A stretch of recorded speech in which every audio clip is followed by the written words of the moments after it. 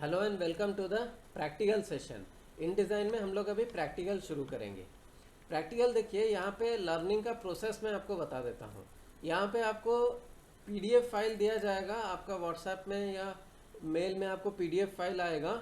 यहाँ पे देखिए क्लास वर्क वाइज मैंने दिया है, जैसे क्लास वर्क 1, क्लास वर्क 2, तो मैं जो भी पढ़ाता हूँ उसको मैंने क्लास वर्क वाइज आपको दिया है। तो आप एक एक क्लास वर्क ठीक से करते जाइए और जिस क्लास वर्क में आपको डाउट है आप वो मुझे पूछ सकते हैं। ओके, सो फर्स्ट है मेरा file new document size setting as per requirement. So पहले मैंने क्या किया, जब हमने इन डिज़ाइन ओपन किया था तो यहाँ पे मैंने A4 साइज का फाइल यहाँ पर दे दिया। ओके, नेक्स्ट हम लोग क्या करेंगे, इस फाइल को हम लोग सेव कर देते हैं अपने नाम से _C1। ओके, इस फाइल को पहले सेव कर दिया जाता है, प्रेस Ctrl+S। ओके, सो आप इस फाइल को मान लीजिए मैं मोहन लिख देता हूँ क्लास 1। यहाँ पे मैंने इस फाइल को सेव कर लिया। ओके, नेक्स्ट आपको क्या करना है, क्लास वर्क 2 आपका रूलर्स एंड यूनिट्स। आरसी का मतलब है राइट क्लिक, कहीं पर भी मैं आरसी लिखूंगा वो है right click. Right click on the ruler horizontal select centimeters, right click on the ruler vertical select centimeters. इसको रूलर बोला जाता है।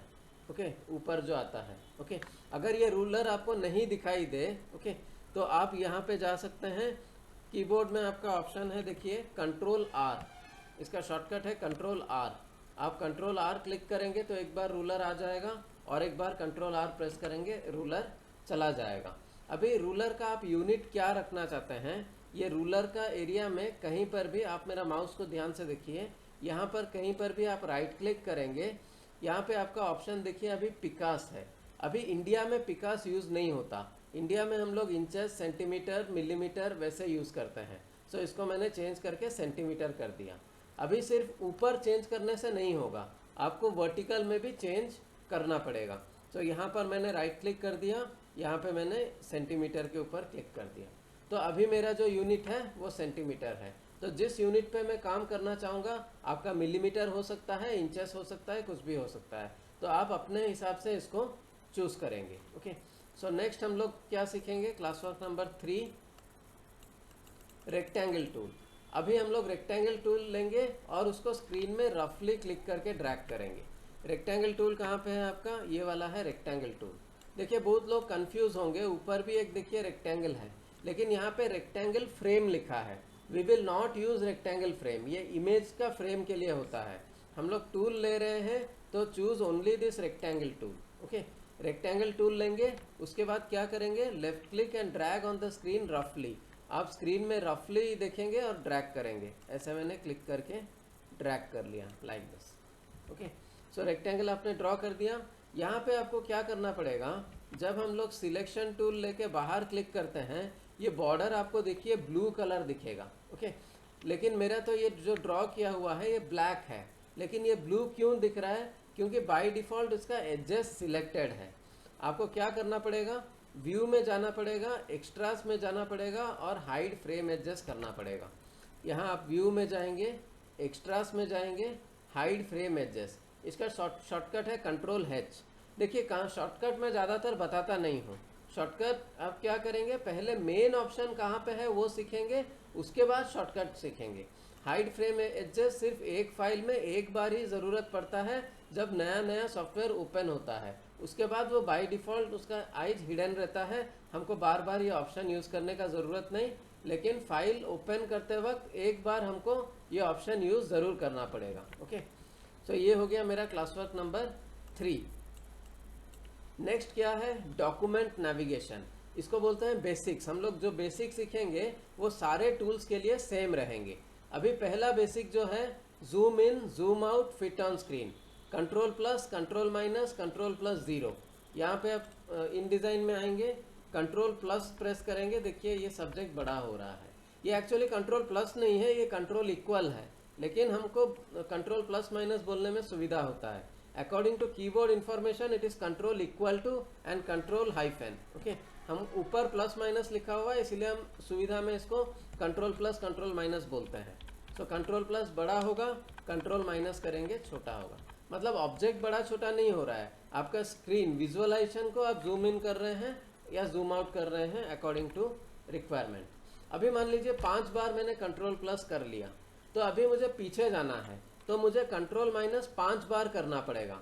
इंस्टेड ऑफ डूइंग दैट आप अगर स्क्रीन में अगर कंट्रोल 0 प्रेस करेंगे, जिसको बोलते हैं फिट ऑन स्क्रीन, आप कंट्रोल 0 प्रेस करेंगे तो देखिए आपका स्क्रीन ये फिट ऑन द स्क्रीन हो गया। Okay, next alt plus scroll on the area to zoom to a particular reason.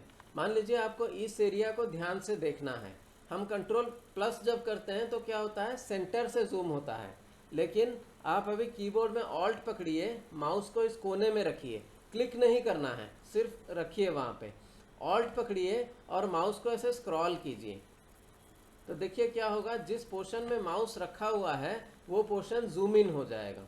अगर ऑल्ट पकड़ के उल्टा स्क्रॉल करेंगे तो जूम आउट हो जाएगा। ओके, सो उसके बाद आपका ऑप्शन है, सो दिस इज अबाउट जूम, कितने तरीके से हम जूम कर सकते हैं। ओके, नेक्स्ट है पैन। पैन क्या है, आप कीबोर्ड में स्पेस बार पकड़ के कहीं पर भी क्लिक करेंगे तो वो पैन हो जाएगा। सी देखिए, हम लोग स्लाइडर से भी ये चीज़ कर सकते हैं, लेकिन स्लाइडर जो है this is an outdated technique, लोग ज़्यादातर स्लाइडर से नहीं करते, कुछ लोग करते हैं, फिर भी as a professional space bar पकड़ के ऐसे मूव करने में जो आसानी है, इसको बार बार यहाँ से लेफ्ट लेना और यहाँ से अप डाउन लेने में आपको तकलीफ होगा। ओके, इसीलिए स्पेस बार यूज़ करके मूव करना सबसे ईजी है। Okay, so space bar, left click and drag. Okay, so उसके बाद क्या होता है, उसके बाद है आपका सिलेक्शन टूल। हमने जो भी रेक्टेंगल ड्रॉ किया, कंट्रोल 0 में प्रेस कर देता हूँ, कंट्रोल और राइट साइड ये कीबोर्ड का 0 वर्क नहीं करेगा, कीबोर्ड के बीच में जो 0 है कंट्रोल 0, आप उसको यूज़ करेंगे। ओके, सो बेसिक में नेक्स्ट किया जाता है सिलेक्शन टूल। ये पहला टूल है सिलेक्शन टूल, इसका जो शॉर्टकट है वो है वी, कीबोर्ड में वी फॉर विक्ट्री। ओके, सो इस सिलेक्शन टूल से क्या क्या किया जा सकता है, ऑब्जेक्ट को ऐसे सिलेक्ट किया जा सकता है, नंबर 1 मूव किया जा सकता है, इसके ऊपर आप क्लिक करके ड्रैग करेंगे तो इसको आप मूव करके लेफ्ट राइट अप डाउन कहीं पर भी ले सकते हैं। स्केल किया जा सकता है, मतलब आप कंट्रोल से अगर इसको ड्रैग करेंगे तो ऐसे स्केल हो जाएगा, शिफ्ट पकड़ के ड्रैग करेंगे तो प्रोपोर्शनेटली होगा।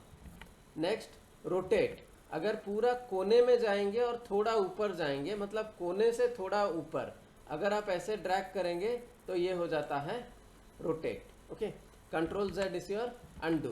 ओके, सो ये हुआ सिलेक्शन टूल का कितना यूजेस है, सिलेक्ट भी होता है, उसी टूल से मूव भी होता है, उसी टूल से स्केल भी होता है, उसी टूल से रोटेट भी होता है। ओके, सो हमारे लिए यहाँ पे मूव का अलग टूल नहीं है जैसे फोटोशॉप में होता था, जैसे हमारा वेक्टर सॉफ्टवेयर में होता था, selection tool is selection as well as move as well as scale as well as rotate. Okay, so यहाँ पे हम लोग क्या करेंगे, left click on the screen of the page. हम लोगों ने रेक्टेंगल टूल लिया तो जितना मर्जी चाहे हम लोग क्लिक करके ड्रैग कर लें, उतना रेक्टेंगल यहाँ पे बन जाएगा।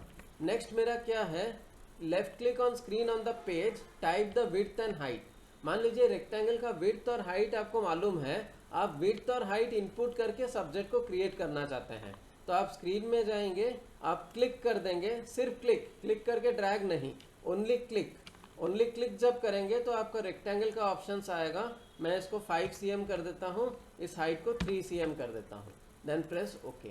तो अगर हम लोग मैन्युअली ड्रैग करते तो एग्जैक्टली 5/3 नहीं बनता, हमको बाद में जाके चेंज करना पड़ता, लेकिन अगर आप सिर्फ क्लिक करेंगे और यहाँ पे जितना सेंटीमीटर बाई जितना सेंटीमीटर टाइप करके ओके कर देंगे, उतना सेंटीमीटर बाई उतना सेंटीमीटर का रेक्टेंगल यहाँ पर अपने आप बन जाएगा। कुछ लोग एक गलती करते हैं, सिलेक्शन टूल लेके स्क्रीन में क्लिक करते हैं और बोलते हैं रेक्टेंगल का बॉक्स नहीं आ रहा है। अभी नहीं आएगा, आप जब रेक्टेंगल का टूल लेंगे और स्क्रीन में जाके क्लिक करेंगे तभी वो बॉक्स आएगा। ये बीच में जो मैंने पढ़ाया था, यहाँ पे मैंने लाइन डाला हुआ है, this was basic, so this is universal for all the tools, तो इसीलिए इसको एक स्पेशल कैटेगरी में मैंने बताया है। अभी जो हम लोग कंटिन्यू कर रहे हैं वो रेक्टेंगल टूल को लेके कंटिन्यू कर रहे हैं। ओके, रेक्टेंगल को और कितने तरीके से किया जा सकता है, मुझे परफेक्ट स्क्वायर चाहिए। आप अगर रफली ड्रैग करते हैं तो क्या होता है, एक्स और वाई का प्रोपोर्शन आप अलग ड्रॉ कर सकते हैं, लेकिन मान लीजिए आपको एक्स और वाई का प्रोपोर्शन सेम चाहिए, लाइक ए स्क्वायर, तो आप अगर कीबोर्ड में शिफ्ट पकड़ के क्लिक करके ड्रैग करेंगे, आप माउस को राइट साइड लेना चाहेंगे तो भी वो नहीं लेगा। सो वो पर्टिकुलरली एक स्क्वायर बनने में जैसा चाहिए वो उसी टाइप का स्क्वायर बना के आपको देगा। उसके बाद ऑल्ट पकड़ के स्क्रीन में ड्रैग करेंगे तो देखिए आपका जो रेक्टेंगल बनेगा वो सेंटर से बनेगा। ओके, तो किसी भी रेक्टेंगल का सेंटर में जाके ऑल्ट पकड़ के क्लिक करके ड्रैग कीजिए, और किसी भी रेक्टेंगल का सेंटर में पकड़ के बिना ऑल्ट पकड़ के ड्रैग कीजिए। डिफरेंस आपको पता चल जाएगा। बिना ऑल्ट के क्लिक करना ड्रैग मतलब ये एंड पॉइंट हुआ, लेकिन ऑल्ट पकड़ के क्लिक करना ड्रैग करना मतलब ये वाला सेंटर पॉइंट हुआ। मतलब first point is your centre point. So ये है आपका alt plus drag from centre. So इससे क्या होगा, it will draw your subject from centre. और लास्ट ऑप्शन है क्लास वर्क 3 का shift plus alt plus drag.